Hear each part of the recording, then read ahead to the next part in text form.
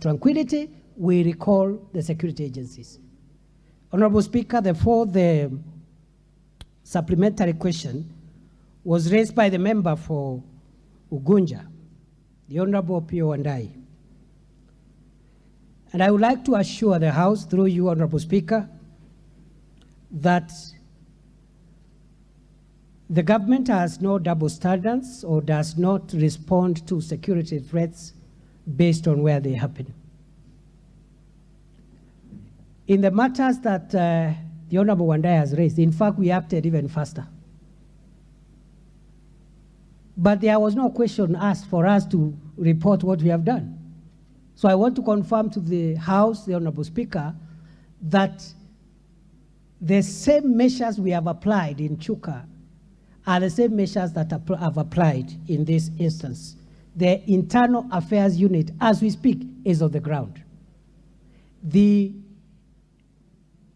IPOA is also on the ground to provide independent investigations. So there are no double standards, and I think I can comprehensively say I am the minister who has been in most parts of the country, given that I've only served for slightly under 6 months. I've been in almost 70% of Kenya.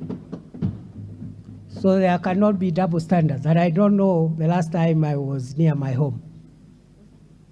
So if there will be double standards, I'll be accused of not going home, Honorable Speaker, not the other way around. Honorable Speaker, with regard to the fifth one, the fifth supplementary question raised by the Honorable Kamuren, because the one by the Honorable Wandai about live bullets, I've already said the instructions are on the contrary, no live bullets. That's why you have seen, even in the most dramatic protests that we've had recently, we have not had casualties. We've not had deaths. And wherever deaths have occurred, like the Kisumu death and the one death in Kibera, the investigations will help us know whether this was a police gun or a civilian gun, because as I have said, both the police and civilians are licensed holders of firearms. If we establish anybody has violated the rules and the standing orders of the National Police Service, action will be taken. Honorable Speaker, finally, the supplementary question raised by the Honorable Kamren. I've been to Baringo, perhaps a little more than any other county, both overtly and covertly. I have been there visibly and invisibly.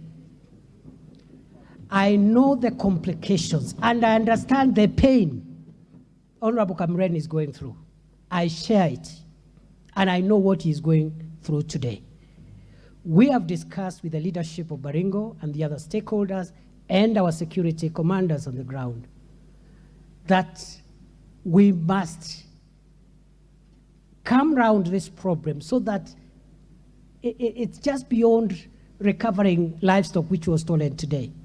For me, I believe we must have a way of ensuring that no livestock is stolen again in the first place.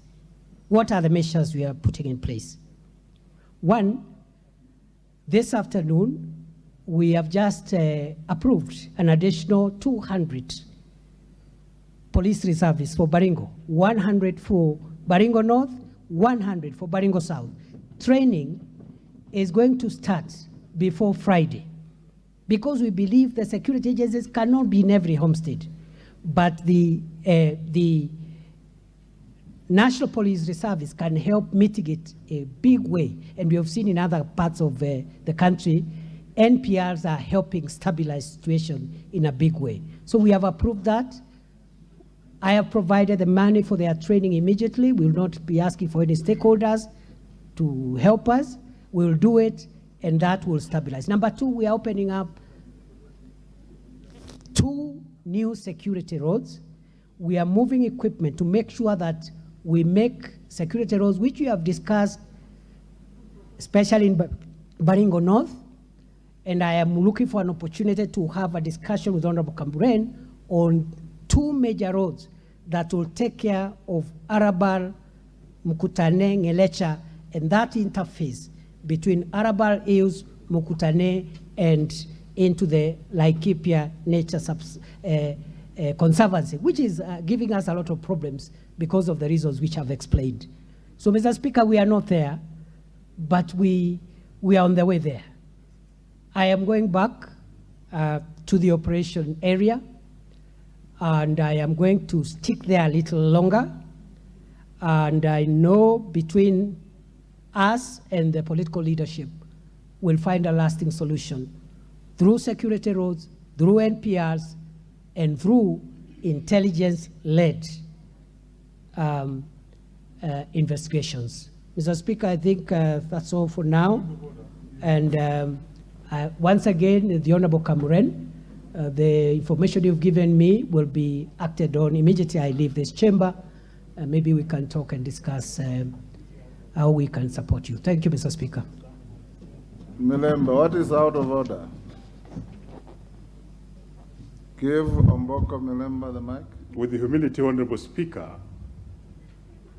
the Waziri did dare both you and the House that he can table the recoveries in all those areas.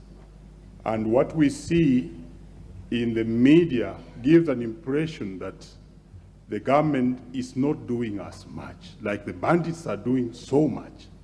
So could you please, Honorable Speaker, if I'm in order, to order that the minister tables those documents immediately so that the people from those areas and Wananchi in general can have confidence in the progress. Thank you, Honorable Speaker. I think it's not papers, but statistics that he promised to table. Minister, when we are done, you can pass on the document, the statistics to us. Now, honorable members, I still have members who have worked here, 8 in number, and on the screen I have 11 who are interested in this question. This is a trial run, like I said, and we said we'll be having about 3 supplementaries. But because the members who have come here can take judicial notice are mostly from the epicenter of the security challenges, indulge me to give them a minute each to ask 1 question each. I don't give you an opportunity to make a speech or to go to unhelpful tirades.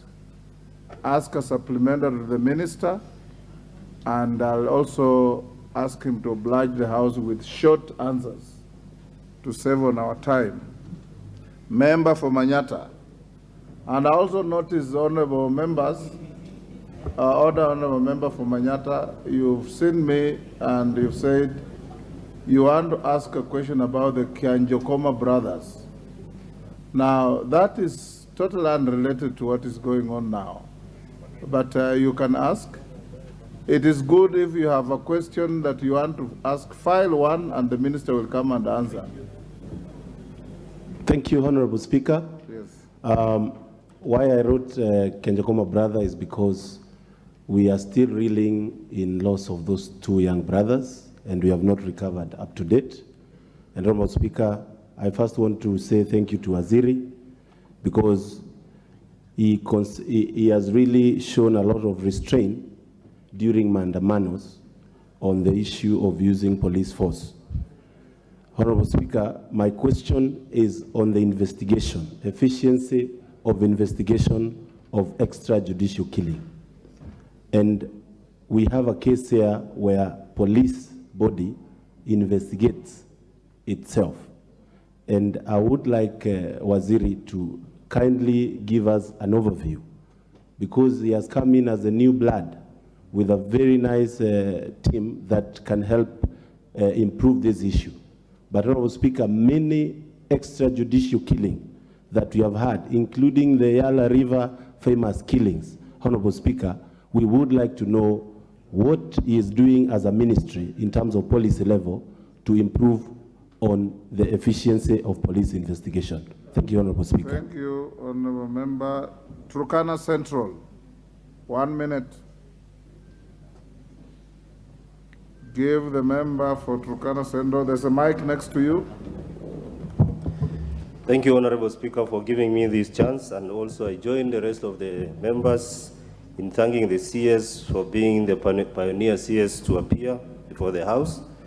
First, as we speak here today, Honorable Speaker, there are families, more than 50 households that have lost their animals, their livestock, in the 1 a.m. raid in Turkana Central, in Turkana East, and in Turkana South. The animals are being driven towards Tiati as we speak, and we are still pursuing the bandits as we speak. Honorable Speaker. Honorable Speaker, in Uganda, there are Turkanas, 32 of them, who are cordoned, wrapped up, and imprisoned through the court-martial in Uganda.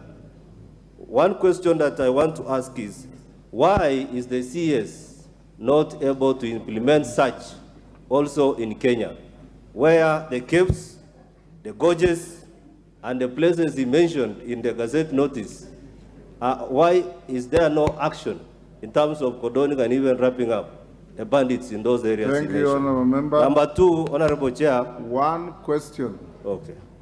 You are done, Honorable Member. Baringo North. Yes, Honorable Junet. Hold on, Honorable. Give Honorable Junet the mic.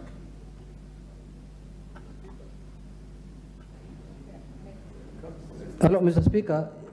Thank you for indulging me, Mr. Speaker. If I heard the member very clearly, he said, Mr. Speaker, that cows are being taken to Tiati as we speak now here. No, and the member of Parliament for Tiati is here, Mr. Speaker. He said they're headed to Tiati. towards Tiati. Towards Tiati, Mr. Which Speaker. is different from being taken to And the Tiati. member of Parliament for Tiati is here, Mr. Speaker. Mr. Speaker, could he explain this matter a bit further, whether the cows are going to his home, Mr. Speaker?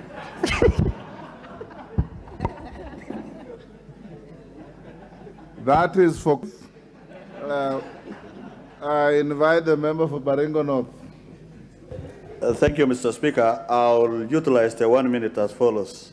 One, Mr. Speaker, this is the only cabinet secretary alive in security who has actually spent his energy and time and resources. Ask your question.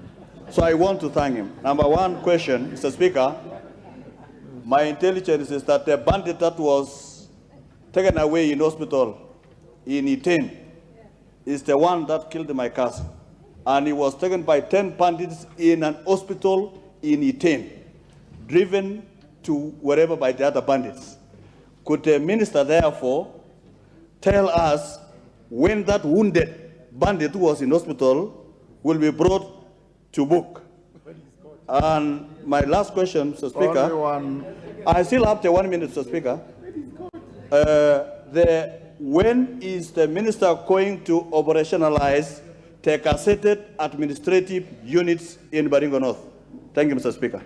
Thank you. There was a member who wanted to ask about the abduction of the injured bandit, so you don't have to rise to ask that question. Honorable Ariko.